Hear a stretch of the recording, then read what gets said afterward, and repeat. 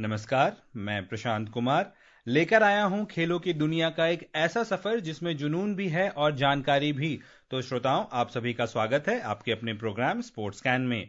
आज के अंक में तमाम खेल खबरों पर विस्तार से चर्चा के लिए हमारे साथ स्टूडियो में मौजूद हैं वरिष्ठ खेल विशेषज्ञ मनोज जोशी। मनोज जी, स्पोर्ट्स कैन कार्यक्रम में आपका स्वागत है। धन्यवाद। आइए सबसे पहले नजर डालते हैं अब तक की स्पोर्ट्स हेडलाइंस पर।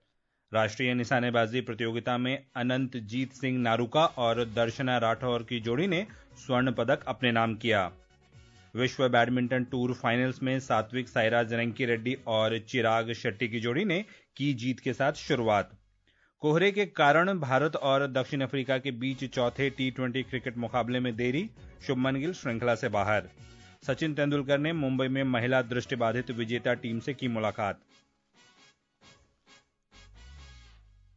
चर्चा की शुरुआत करते हैं हम निशानेबाजी से। 68वीं राष्ट्रीय निशानेबाजी प्रतियोगिता में अनंतजीत सिंह नारूका और दर्शना राठौर की जोड़ी ने सीनियर स्कीट मिक्स टीम स्पर्धा में स्वर्ण पदक जीता। राजस्थान की इस जोड़ी ने ओलंपियन महराज अहमद खान और अरीबा खान को कड़े मुकाबले में 45-43 से हराकर खिताबी मुकाबला अपने नाम किया।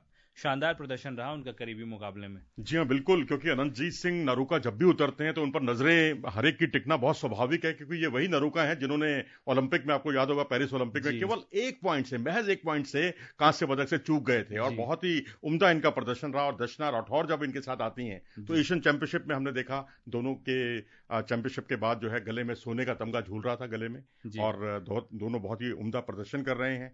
और सबसे बड़ी बात है कि आपके सामने जो राइवल है, आपका जो अपोजिशन है, वो बहुत स्ट्रांग है। महराज अहमद खान जो कि ओलंपियन रहे हैं, देश को रिप्रेजेंट कर चुके हैं ओलंपिक में, उनको आपने कड़े मुकाबले में जो है शिकस्त दी है, ये अपने आप में और भी काबिले तारीफ है। और यही स्थिति बदस्तूर आप देखेंगे जूनियर वर्ग में भी रही। वहां पर भी जो कुछ परफॉर्मेंस, जो कुछ देखने को मिला है, वो भी बहुत ही हो गए या लक्कू वेंकट लक्ष्मी की जोड़ी ने भी जीता आज। जी, वहां दोनों का ही इक्वल पार्टिसिपेशन था, यानी इक्वल 19-19 इन्होंने निशाने साधे हैं। लेकिन अगर आप सीनियर में देखते हैं तो वहां थोड़ी सी स्थिति अलग थी। वहां दर्शना राठौर ने ज्यादा अच्छा प्रदर्शन किया नारूका की तुलना में। ये बहुत बड़ी बात है कि एक युवा होनहार खिलाड़ी जो है अपने से तजुर्बेकार प्लेयर से ज्यादा अच्छा प्रदर्शन कर रही हैं।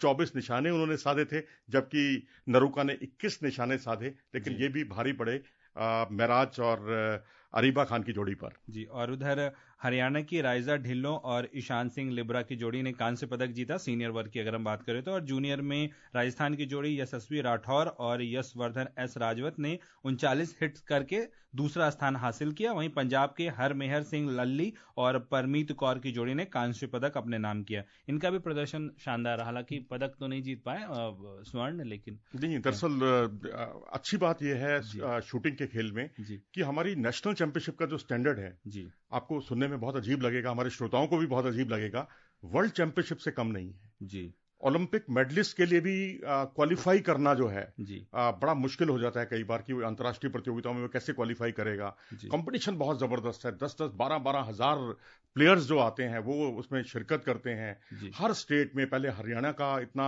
वर्चस्व नहीं हुआ करता था इस खेल में, लेकिन उसके बाद अब हरियाणा भी एक बड़ी शक्ति के तौर पर उभर कर सामने आया है। तो अब तमाम राज्य जो हैं, ये इनका जो, अगर आप इनका स्तर देखेंगे तो ये विश्व स्तर से वाकई कम नहीं है। और इस खेल की भी अगर हम बात करें तो अंक में हमें दिखता है 19-19, 20-21, लेकिन ये बहुत एक्यूरेसी और प्रिसीजन वाला गेम है। तो इसमें जो 19-18 का भी अंक है वो काफी एक्यूरेसी के साथ किया जाने वाला रहता है इसमें। बिल्कुल, अगर आप देखें ऐसे स्कीट इवेंट है, जैसे आपने अभी थोड़ी देर पहले जिक्र किया कि स्कीट इवेंट पे इन्होंने गोल्ड मेडल जीता। तो स्कीट इवेंट इतनी इंटरेस्टिंग है कि अगर एक तरफ से जो है टारगेट आता है और आप एंटिसिपेट करते हैं कि यहाँ टारगेट आएगा, जैसे ट्रैप इवेंट में होता है, और आप उस पर निशाना साधते हैं सीधा, देखने में बहुत ही अच्छा लगता है। एक ऐसा गेम जो स्पेक्टेटर फ्रेंडली नहीं है उतना ज्यादा जितना कि अन्य खेल हैं, लेकिन उसके बावजूद मजा आता है ऐसी स्कीट जैसी इवेंट को देखने में। और भारत का प्रदर्शन बहुत अच्छा होता है, तो हर कोई चाहता है कि अंतर्राष्ट्रीय प्रतियोगिताओं में भारत का परचम लहराता रहे इस खेल के जरिए से जी। और उम्मीद करेंगे कि भारत का प्रदर्शन जो है ऐसे राष्ट्रीय अंतर्राष्ट्रीय परचम पर भारत लहराता रहे। चलते हैं बैडमिंटन कोर्ट की ओर। चीन के हांगचौ में विश्व बैडमिंटन टूर फाइनल्स में सात्विक साईराज रंकीरेड्डी और चिराग शेट्टी की जोड़ी ने चीन के लियांग वेइकिंग और वांगचांग को 2-1 से हराया। पहले सेट में पिछड़ने के बाद भारतीय जोड़ी ने शानदार वापसी करते हुए दोनों सेट अपने नाम किए। पहला सेट 12-21 से हार गए थे, उसके बाद 22-20 और 21-14 से ये मुकाबला जीता उन्होंने। बहुत अच्छी बात है कि अगर आप गिरकर वापसी करते हैं, पिछड़ने के बाद वापसी करते हैं, और वो भी बहुत ही चैंपियन वाले अंदाज में, उसका मजा कुछ अलग ही होता है। क्योंकि चाइना की जो जोड़ी है ओलंपिक की सिल्वर मेडलिस्ट है, वर्ल्ड चैंपियनशिप की ब्रॉन्ज मेडलिस्ट है, तो आप जब इतने अच्छे राइवल के सामने, प्रतिद्वंदी के सामने अपना शानदार खेल का प्रदर्शन करते हैं, अपने सर्वांगीण खेल को दिखाते हैं, चाहे वो ड्रॉप शॉट्स हों जो आप, और अपने डाउन द लाइन जो आपने शॉट्स खेले वो बड़े कमाल के थे। लेकिन पहला जो गेम था उसमें कहीं ना कहीं चूक हो गई। उसमें मैं समझता हूं कि थोड़ा सा कोऑर्डिनेशन की भी कमी दिखी। लेकिन दूसरे गेम में जिस तरह से इन्होंने वापसी की है और जिस तरह से अच्छी बड़ी बड़ी रैलियां चली, अपने धैर्य का भी परिचय दिया। क्योंकि अकेले आक्रामक होकर काम नहीं चलता, आपको जहां जरूरत होती है आपको वहां अपने धैर्य का भी परिचय देना होता है। तो उसमें ये जोड़ी का जवाब नहीं है। और इस साल भी अगर हम बात करें इस जोड़ी की, तो BWF वर्ल्ड चैंपियनशिप में कांस्य पदक जीता, ऑस्ट्रेलियन ओपन के क्वार्टर फाइनल में पहुंचे और चाइना मास्टर्स के फाइनल में जगह बनाई थी इस जोड़ी ने, लेकिन कोई खिताब अपने नाम नहीं कर सके थे। बहुत यही एक दुखती रग है जी। इन दो प्लेयरों के नाम पर जब भी जिक्र होता है बैडमिंटन का, तो हम इनसे बहुत उम्मीद पालते हैं। क्योंकि जैसे आपने चाइना मास्टर्स का, तो मैं आपकी बात में एक और बात और जोड़ देता हूं कि इसके अलावा हांगकांग ओपन जो हुआ था, वो सुपर 500 एक बड़ा टूर्नामेंट था। वो भी उतना तो नहीं था चाइना मास्टर्स, क्योंकि सुपर 750 वाला था मामला। तो दोनों में सिल्वर मेडल जीता था। और 5 ऐसे टूर्नामेंट हुए हैं इस साल जहां ये जोड़ी सेमीफाइनल में पहुंची है। तो इससे आप अंदाजा लगा सकते हैं कि आखिरी बाधाओं में लड़खड़ाना इस जोड़ी के साथ थोड़ी सी एक चुनौती बन गई है। थोड़ी नहीं, इस साल तो काफी चुनौती बन गई है। तो उम्मीद करनी चाहिए कि इस बार जो है इस समस्या से ये निजात पाएं और ये साल का अंत एक जीत के साथ वो करें, निश्चित तौर पर। चलते हैं क्रिकेट के मैदान की ओर। लखनऊ में भारत और दक्षिण अफ्रीका के बीच चौथे T20 क्रिकेट मुकाबले में कोहरे के कारण टॉस में अब तक नहीं हो सका है। 5 मैचों के T20 श्रृंखला में भारत 2-1 से आगे है। 5वां और आखिरी मुकाबला शुक्रवार को अहमदाबाद में होगा। अब तक कोहरे के कारण मैच शुरू नहीं हो सका। और एक और बुरी खबर यह आई है कि उप कप्तान शुभमन गिल भी इस श्रृंखला से बाहर हो गए। बुरी खबर कह सकते हैं आप, लेकिन भारतीय दृष्टिकोण से अगर आप समग्र तौर पर देखेंगे तो मैं बुरी खबर इसलिए नहीं कहूंगा कि हमारे पास एक प्लेयर के कई रिप्लेसमेंट हैं। अब आपके पास यशस्वी जायसवाल के लिए अवसर रहेगा, या जो ऋतुराज गायकवाड़ हैं, संजू सैमसन हैं, इनके लिए अवसर रहेगा। और ये काफी अच्छा प्रदर्शन भी करते रहे हैं T20 क्रिकेट में। लेकिन रही बात जो आपने मैच का कहा कोहरे का, वो जरूर एक पीड़ादायक है। क्योंकि हमें वर्ल्ड कप से पहले 6-7 मैच कुछ खेलने हैं अभी, और उसमें से भी एक मैच हमारे हाथ से निकल जाएगा, वो भी एक अच्छी टीम के खिलाफ। तो जाहिर सी बात है कि ये एक बड़ा झटका है। और उम्मीद करनी चाहिए कि खेल शायद शुरू हो, क्योंकि लेटेस्ट 9:46 तक जरूर इसका इंतजार किया जाएगा। लेकिन अभी ये तय है जो कि नियमों के मुताबिक अगर 1 घंटे का खेल बाधित होता है, नहीं होता, तो उसमें ओवर्स जो हैं वो कम कर दिए जाते हैं। और इस श्रृंखला में ऑलराउंडर अक्षर पटेल भी बाहर हो चुके हैं, जिनका ये प्रदर्शन देखा जाए तो शानदार रहा है अब तक। जी हाँ, बिल्कुल। अक्षर पटेल जिसको जैसा मौका मिलता है वो अपनी तरफ से अपना एक अच्छा ऑलराउंड खेल का प्रदर्शन करता है। जहां जरूरत पड़ती है आपको पिंच हिटर के तौर पर भेजने की, चाहे वो पिंच हिटर वाला काम करें या ना करें, वो एक अलग मुद्दा है। क्योंकि वो कंडीशन के हिसाब से खेलना, जल्दी आकर पहले भेजकर, वो ज्यादा महत्वपूर्ण होता है। तो मुझे लगता है कि अक्षर पटेल एक ऐसी, उनमें एडेप्टेबिलिटी है, टीम की जरूरत के हिसाब से खेलते हैं।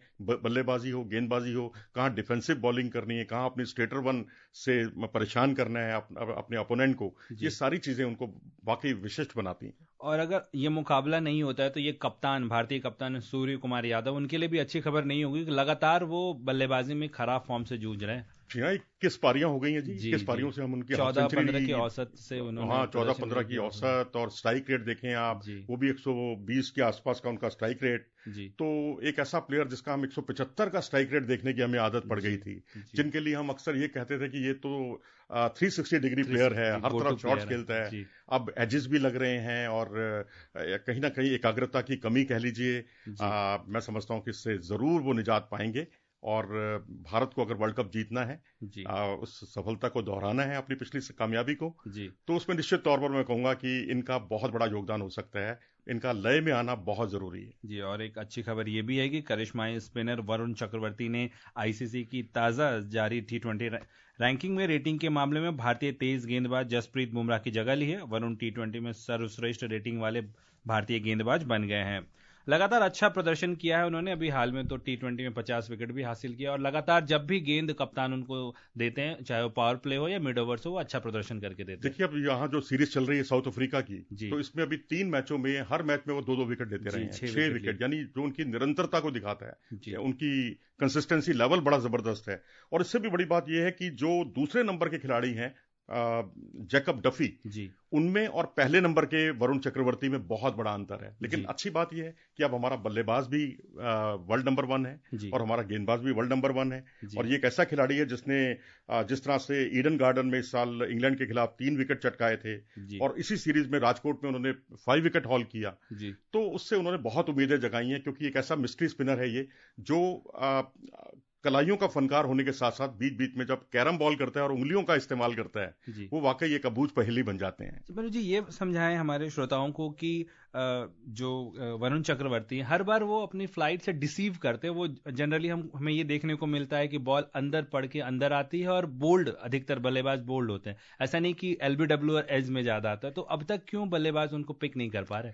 देखिए, वाकई ये एक अच्छा सवाल है, क्योंकि देखने में तो हमें भी बड़ी साधारण सी गेंद लगती है।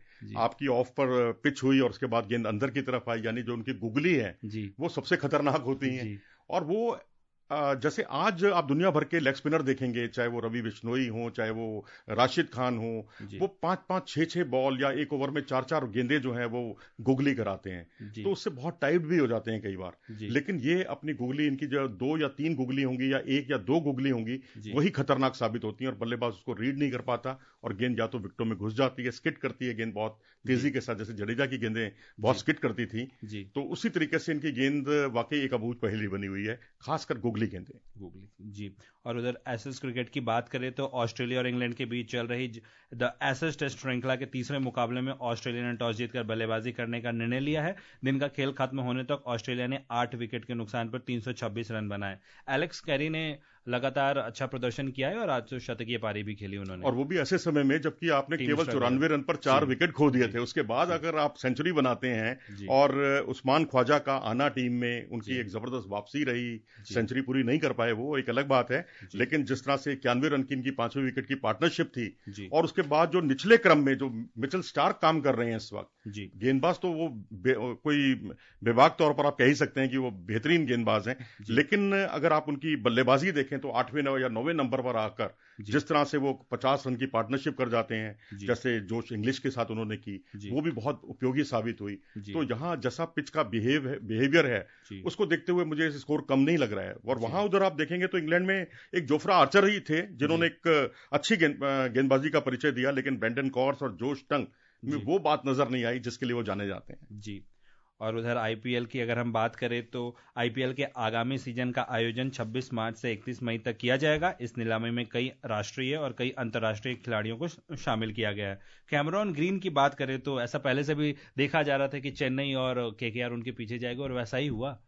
पैसा बहुत था उनके पर्स में और उसका उन्होंने भरपूर फायदा उठाया, चाहे वो पथिराना हो, चाहे कैमरून ग्रीन हो, बहुत पैसा बहाया। मुस्तफिजुर रहमान, उन पर पैसा बहाया। बिल्कुल उसी तरह जैसे वेंकटेश अय्यर पर और मिचेल स्टार्क पर पिछले वर्षों में उन्होंने पैसा बहाया था। और भारतीय खिलाड़ियों की बात करें तो सरफराज हो या प्रशांत वीर और कार्तिक शर्मा को चेन्नई ने अपने टीम में शामिल किया। जी हाँ, ये तो मैं समझता हूँ भविष्य में जो है धोनी और जडेजा के अच्छे रिप्लेसमेंट हो सकते हैं, क्योंकि अगर आप देखें तो कार्तिक शर्मा जो राजस्थान के 19 साल के खिलाड़ी हैं और उत्तराखंड के खिलाफ उन्होंने सेंचुरी बनाई थी, कंसिस्टेंट परफॉर्मर हैं, और वहीं जडेजा की जगह पर प्रशांत वीर आए हैं टीम में। ये भी लेफ्ट आर्म स्पिनर हैं और बल्लेबाजी अच्छी करते हैं। जी, और जाते जाते श्रोताओं आपको बता दें, भारतीय दिग्गज सचिन तेंदुलकर ने आज मुंबई के एमआईजे क्रिकेट क्लब में महिला दृष्टिबाधित T20 विजेता टीम से मुलाकात की। सचिन ने खिलाड़ियों को उनके ऐतिहासिक उपलब्धि पर बधाई दी है।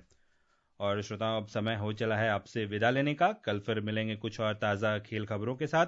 मनोज जी, आप हमारे स्टूडियो में आए और तमाम खेल खबरों पर हमारे साथ चर्चा की, इसके लिए आपका धन्यवाद। धन्यवाद। और श्रोताओं, इसी के साथ स्पोर्ट्स कैन की पूरी टीम को अनुमति दीजिए। नमस्कार।